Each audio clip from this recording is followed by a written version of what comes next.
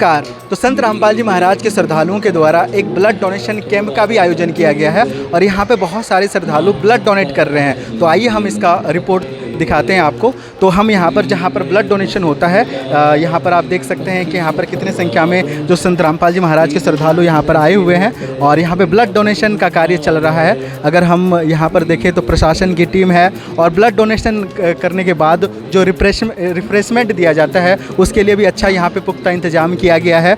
और ठीक हमारे पीछे देख सकते हैं कि बहुत लगभग 5-6 बेड लगे हुए हैं और यहाँ पर जो संत रामपाल जी महाराज के श्रद्धालु हैं वो ब्लड डोनेट कर रहे हैं। तो यहाँ पर किस प्रकार की व्यवस्थाएं और हैं, कितनी संख्या में यहाँ पर श्रद्धालुओं का ब्लड डोनेशन होना है, इसके बारे में भी हम जानने की कोशिश करेंगे। तो सबसे पहले जो ब्लड डोनेट कर रहे हैं उनसे हम जानने की कोशिश करेंगे कि वो कहाँ से आए हुए हैं। और ये जो ब्लड डोनेशन कर रहे हैं आप देख पा रहे होंगे कि प्रत्येक बार लगभग साल में 3-4 बार भंडारे का ऑर्गेनाइजेशन होता है और प्रत्येक भंडारे में हजारों की संख्या में संत रामपाल जी महाराज के श्रद्धालु ब्लड डोनेट करते हैं। तो आखिर इसकी प्रेरणा उन्हें कहाँ से मिलती है और ये जो संत रामपाल जी महाराज के जो अलग अलग कार्यक्रम है जैसे दहेज मुक्त विवाह का कार्यक्रम, नशा मुक्ति का कार्यक्रम और साथ ही इस ब्लड डोनेशन का कार्य जो लगातार चलते आ रहा है, तो इसके विषय में भी हम जानने की कोशिश करेंगे। तो हमारे सामने कुछ श्रद्धालु हैं, उनसे हम पहले जानने की कोशिश करते हैं। नमस्कार जी। नमस्कार। कहाँ से हो जी आप? झारखंड से। तो सर संत रामपाल जी महाराज के आप श्रद्धालु हो क्या? जी सर। तो यहाँ पर जो ब्लड डोनेशन का आप ये कार्य कर रहे हैं तो इस तरह की प्रेरणा आपको कैसे मिली? जी हमारे सदगुरुदेव जी संत रामपाल जी महाराज जी से हमें ये मिलती है कि हमें परमार्थ करना चाहिए सर। और क्योंकि इससे क्या है, ब्लड डोनेशन करने से बहुत ऐसे लोग हैं जो एक्सीडेंट में या फिर बहुत सारी महिलाएं हैं जिनका गर्भवती ये डिलीवरी के समय में आवश्यकता पड़ती है और ये ब्लड जो है ये कोई साइंस बना नहीं सकती है। इसे डोनेट करने से ही ये ब्लड लोगों को तक मिल सकती है सर। इसलिए ये हमारे गुरुजी का आदेश है कि हमें परमार्थ करना चाहिए, लोगों की सहायता करना चाहिए। इसलिए हमें अपने गुरुजी से ये संदेश मिला जिसके वजह से आज परमात्मा की दया से ये सेवा में हम सहयोग कर रहे हैं सर। ठीक है जी। तो और भी बहुत सारे श्रद्धालु हैं, उनसे भी हम उनके विचार जानने की कोशिश करेंगे। तो देखिए यहाँ पर देखिए 1 2 3 4 5 6 एक साथ 15-20 जो यहाँ पर श्रद्धालु हैं लगातार ब्लड डोनेट कर रहे हैं। और ये उनका बताना है कि ये जो ब्लड डोनेशन का जो कैंप है वो बिल्कुल सुबह से ही शुरू किया गया है और उसके बाद से ही लगातार यहाँ पर श्रद्धालु आ रहे हैं और लगातार ब्लड डोनेट कर रहे हैं। तो यहाँ पर जो लोग हैं, प्रशासन की टीम है, उनसे भी हम बात करने की कोशिश करेंगे कि आखिर क्या मतलब किस प्रकार के यहाँ पर जो श्रद्धालु होते हैं उनका व्यवहार होता है, ब्लड डोनेशन करने से आखिर क्या बेनिफिट होता है, इसके बारे में भी हम जानने की कोशिश करेंगे। तो हमारे सामने जो यहाँ पर ब्लड डोनेशन का कैंप का जो आयोजन किया गया है तो आयोजन करता है हमारे सामने, तो उनसे हम जानने की कोशिश करेंगे कि ये जो ब्लड डोनेशन कैंप का जो आयोजन हो रहा है इसमें कितनी की संख्या के श्रद्धालु इसमें ब्लड डोनेट करेंगे। और जो लगातार आप देख पाते हैं कि साल में लगभग 3-4 बार जहां जितनी बार यहाँ पे भंडारे का ऑर्गेनाइजेशन होता है उतना बार यहाँ पर सैकड़ों की संख्या में श्रद्धालु ब्लड डोनेट करते हैं। तो इसके पीछे क्या कारण है, क्या इनका उद्देश्य होता है, इसके बारे में हम जानने की कोशिश करेंगे। नमस्कार जी। नमस्कार सत साहिब। सर आपका शुभ नाम? सुनील दास।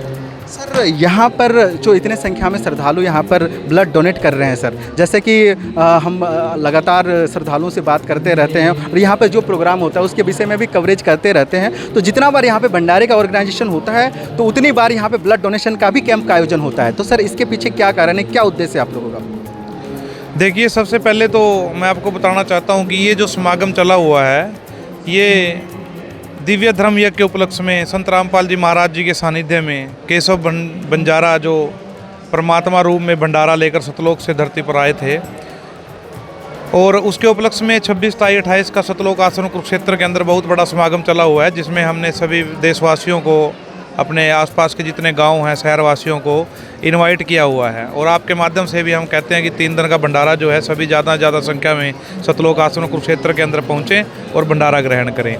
रही बात, जैसा कि आप सभी न्यूज़ वाले जानते ही हैं कि संत रामपाल जी महाराज जी के जो शिष्य हैं वो सामाजिक कार्यों में, किसी भी प्रकार का सामाजिक कार्य हो, जैसे पीछे बाढ़ग्रस्त पानी आया हुआ था या रक्तदान जैसे कि सबसे बड़ा दान माना जाता है, क्योंकि अगर हमारे खून से किसी की ज़िंदगी बचती है तो वो भी एक पुण्य का काम होता है। तो इसके लिए संत रामपाल जी महाराज जी के शिष्य बढ़ चढ़कर भाग लेते हैं। जैसे आप देख रहे हो कि यहाँ पर भीड़ बहुत है, बाहर पंडाल में संगत आई हुई है और लाइन काफ़ी लंबी है और डॉक्टरों के ऊपर डिपेंड करता है कि कितना ब्लड वो लेना चाहते हैं, कितना रक्त लेना चाहते हैं। वैसे 200-300 यूनिट हर बार आपको पता ही है हो जाती है।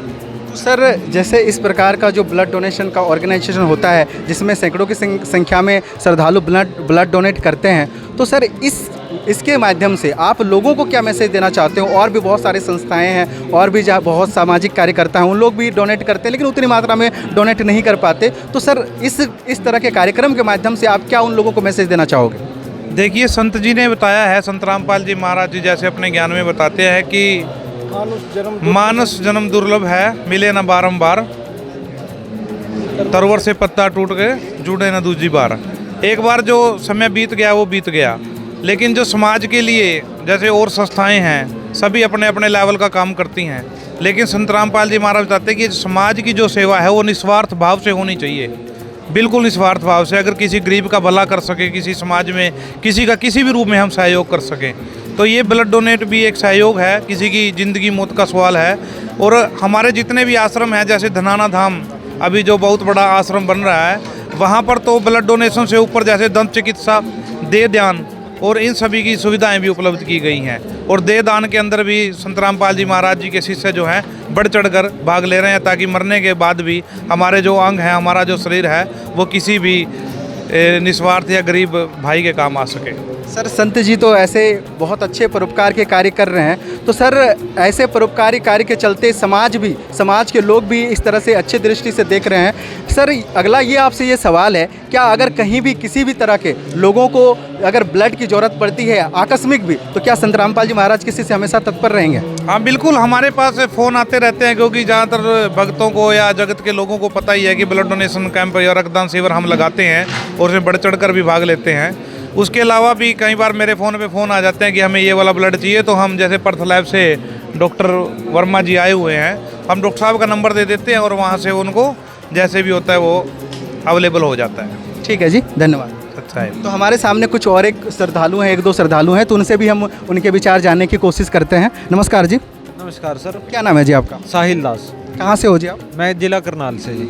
सर आपसे ये सवाल है, हमने सुना है और हमने देखा भी है कि संत रामपाल जी महाराज के जो श्रद्धालु हैं वो किसी भी प्रकार का नशा नहीं करते। वो दावा करते हैं कि चाहे हजारों लाखों एक जगह पर एकत्रित हो जाएं, लेकिन वो एक नशा करना तो दूर, नशा को छूते भी नहीं है। सर ब्लड का नशा से गहरा रिलेशन रहा है, क्योंकि जो भी नशा करते हैं तो उनका जो ब्लड है उनमें नशा का कहीं ना कहीं तत्व सम्मिलित हो जाता है। तो सर इस विषय में आपका क्या कहना है, क्या विचार है आप लोगों का? देखिए, जब कोई भी संत रामपाल जी महाराज जी की शरण में आता है, उनसे नाम दीक्षा ग्रहण करता है, तो सबसे पहले संत रामपाल जी महाराज अपने उनको नियम बताते हैं। यदि आप उन नियमों पे चलने को तैयार हो तो आप नाम दीक्षा ग्रहण को करो, अन्यथा नहीं करो।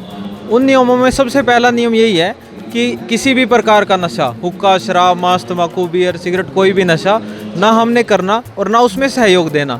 ये संत रामपाल जी महाराज का पहला नियम है। तो इसको अगर हम आध्यात्मिक दृष्टि से देखें तो जैसे आदरणीय गरीबदास जी ने तंबाकू के बारे में बहुत ही विस्तार से बताया है, जैसे खू नाम खू का तमा नाम गाए, सौगंध 100 बार इसको न खाए। तंबाकू की उत्पत्ति जो आज तक किसी ने नहीं बताई हमको, वो संत गरीबदास जी ने अपनी अमृतवाणी में बताई है कि एक गाय के खून से उस तंबाकू की उत्पत्ति हुई है। यदि हम देखें तो उसका हमारे शरीर पर कितना बुरा प्रभाव पड़ता है। जैसे हमारे शरीर में कमलों में देवताओं का वास है, देवी देवता हमारे कमलों में बसते हैं, और उनमें अगर हम अगर आप अपने पॉइंट ऑफ व्यू से देखो, आप अगर खुद को एक कमरे में बंद करके उसमें आप आग लगा लो और वहाँ पे धुआं हो जाए, तो आपको क्या होगा?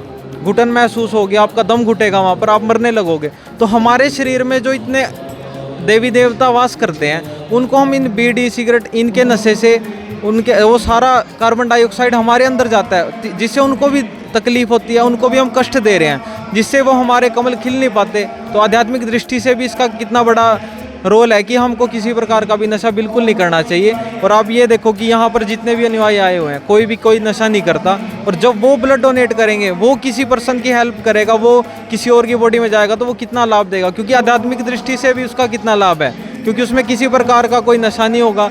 और एक बहुत ज़रूरी, जो जैसे यहाँ पर अमृतवाणी चली हुई है, तो उस वाणी का भी उसमें प्रभाव होता है। जो हम ब्लड डोनेट करते हैं, खाने तक में उस चीज़ का प्रभाव होता है। तो इसलिए यहाँ पर जैसे ब्लड डोनेशन है, तो आप कह सकते हो सोने पे सुहागा है ये तो, अमृतवाणी के साथ साथ इस प्रकार के सामाजिक कार्य। ठीक है जी, बहुत बहुत धन्यवाद आपका। धन्यवाद सर। तो हमारे सामने जो मेडिकल डिपार्टमेंट से जो लोग आए हुए हैं, तो ये हैं, उनसे हम जानने की कोशिश करेंगे कि आखिर ये जो ब्लड डोनेशन यहाँ पे करवा रहे हैं, तो इनका जो संत रामपाल जी महाराज के श्रद्धालुओं के प्रति क्या भाव है। नमस्कार जी। सत साहेब जी। सर आपका शुभ नाम। राकेश दास। सर आप यहाँ पर ब्लड डोनेशन के लिए जो फॉर्म फिलअप कर रहे हैं, अभी तक कितने ब्लड डोनेट हो चुके सर? अभी तक तकरीबन 100 के आसपास हो चुके हैं। और कितना है प्लान कि कितने तक हो जाएंगे लगभग? हमें अंदाज़ा है कि हर बार की तरह 300 तो हो ही जाएंगे। 300 यूनिट। तो सर यहाँ पर जो संत रामपाल जी महाराज के जो श्रद्धालु हैं, जो ब्लड डोनेट कर रहे हैं, तो सर इनके व्यवहार के बारे में और इनका जो सोच है उसके बारे में कुछ बताना चाहेंगे?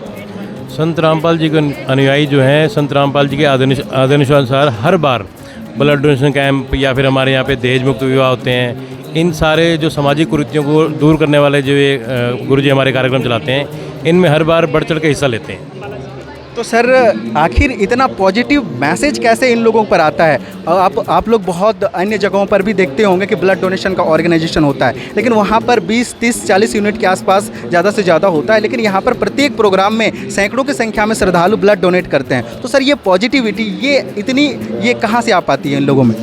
ये जितनी भी पॉजिटिविटी आप यहाँ पे देखते हैं, यहाँ पे जैसे अनुशासन है, या मैंने जैसे आपको अभी बताया दहेज मुक्त विवाह, निःशुल्क नाम दीक्षा, देसी घी का भंडारा दिन रात चलता है, या 3 दिन लगातार अखंड पाठ चलता है, या नामदाने चल रहा है, ये परमात्मा के ज्ञान से आते हैं। जब तक इंसान सत्संग नहीं सुनेगा उसको ज्ञान नहीं होगा। जब तक ज्ञान नहीं होगा वो सही मार्ग पे चल नहीं सकता, और सही मार्ग पे चलने वाला हमेशा पॉजिटिव काम करता है। यही हमारे गुरु जी का आदेश है, यही संदेश है। क्या सर आप हमारे इस चैनल के माध्यम से जो लोग जो अन्य लोग हैं या अन्य संस्थाएं हैं, उन लोगों को कोई मैसेज देना चाहोगे मानवता के नाते? मैसेज हमारे गुरुजी कई टीवी चैनलों पे हर रोज़ देते हैं। मेरा भी यही गुरुजी की तरफ से मेरा मैसेज है कि रोज़ उनके सत्संग सुने और समाज में बदलाव कैसे ला सकते हैं, कैसे हम अपनी लाइफ को चेंज कर सकते हैं, मानव जीवन का मूल उद्देश्य क्या है वो उनको कैसे पता लगेगा। सत्संग देख के पता लग जाएगा। मानव जीवन का मूल उद्देश्य मोक्ष प्राप्त करना है। जब तक ज्ञान नहीं होगा तब तक मोक्ष की तरफ हम नहीं बढ़ सकते। ठीक है जी, बहुत बहुत धन्यवाद। सत साई।